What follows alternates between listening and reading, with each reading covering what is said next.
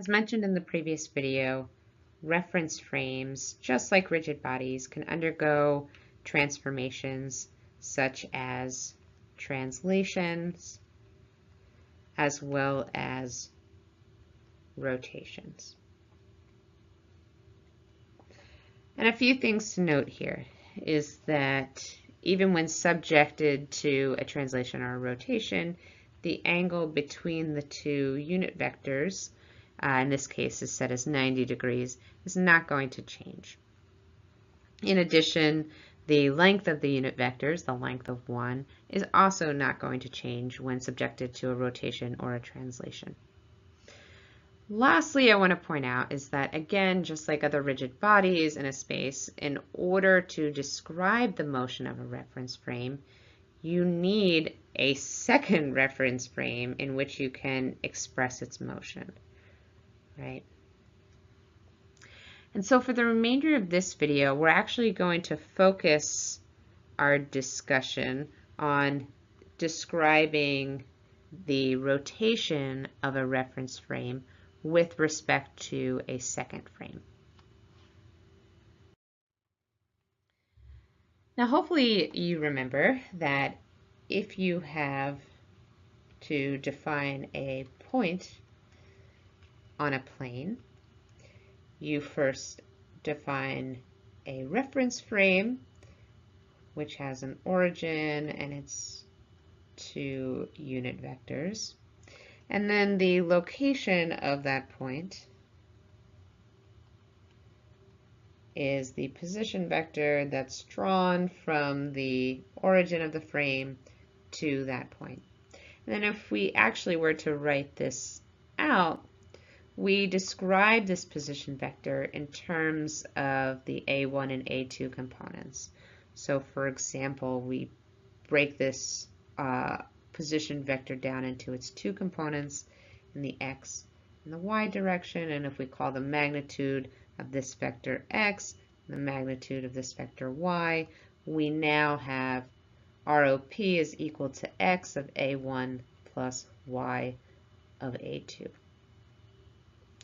Now when we describe the position of a rotated frame with respect to another frame, we follow the very same idea.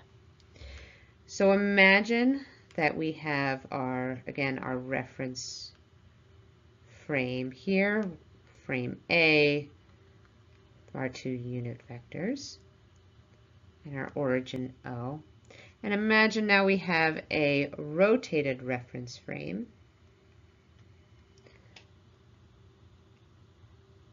That reference frame is rotated by a value theta. And we'll call that frame B. And it shares the same origin as frame A. And we call the two unit vectors B1 and B2.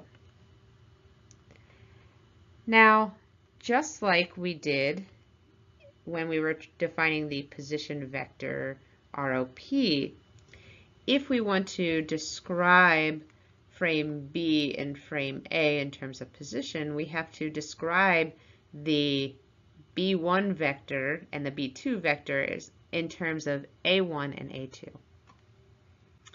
So just to spell that out, we have the vector B1. This length or magnitude of this vector is 1. And so if we wanted to write this vector B1 in terms of A1 and A2, we would write cosine of theta A1 plus sine of theta A2. And if we wanted to write the vector B2 in terms of A1 and A2, we would write negative sine theta A1. That's this term here is equivalent to the magnitude of this vector component, plus the cosine theta in A1. And we can write this in matrix form if it's helpful. We can write B1 and B2, and here we have cosine theta, sine theta, negative sine theta, cosine theta. And that's A1 and A2. This is, both of these are saying the exact same thing, just written in two different forms. And so this, either one of these forms, is how you describe frame B in frame A when there is a rotation between the two frames. Now, just as we can express frame B in frame A, we can also express frame A in frame B.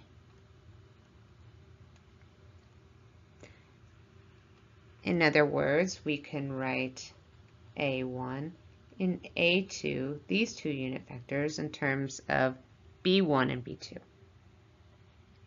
And I'm just going to quickly write this out. If you need me at any point to go back and describe the geometry to get at this mapping, just let me know.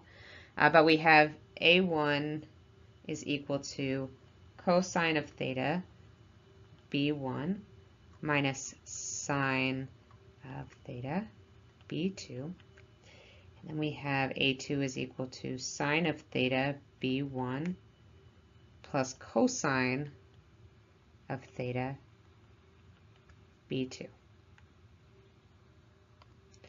And so now we can describe the location of either frame A and frame B or frame B and frame A when the two frames are rotated with respect to one another. Let me just quickly redraw these two rotated reference frames. So again, we have frame A with origin O, our two unit vectors here. And then we have our rotated frame, which we call frame B, which shares an origin O and has two unit vectors B1 and B2. And frame B is rotated with respect to frame A by some angular value theta. Now we can also define the rate of change of this angle theta between the two frames. And we call that the angular velocity. And in terms of notation, we denote angular velocity in the following way. So we use the omega symbol, and we put an underbar to indicate that it's a vector. Now, technically, it's not a vector. It is a pseudovector, but for all intents and purposes, we're going to just call it a vector. And in this case, we're going to look at the angular velocity of frame B in frame A. And so just to write this out so that the notation is clear, this here signifies angular velocity of frame B in frame A. Now, angular velocity is actually defined in the B3 or the A3 direction. And you might be asking, well, all I see is B1 and B2 or A1 and A2. Where is A3 and B3? Well, that is the axis that is sticking out of the page. And so we use this kind of bullseye notation here. So you can imagine that you have this axis that's sticking out from the page here. And we write this angular velocity as being equal to theta dot, so the rate of change of the angle between the two frames, multiplied by either A3, or you could write it this way in terms of B3. And so we say that the vector of angular momentum is pointing out of the page, and if you can remember your right-hand rule from back in physics, what we're saying is you could put your thumb in the direction of the axis of rotation, so think your B3 or your A3 axis, so sticking out of your screen or paper, and then the direction of rotation is going to be the direction in which your fingers curl. And one last thing is that if you can also take the angular velocity of frame A in frame B, and actually that's just equal to the negative angular velocity of B in frame A. So that's just one property. And the last property is that if you look at the angular velocity of frame A in frame A, this is going to be 0. And the same is true, obviously, if you have the angular velocity of frame B in frame B. It's also 0.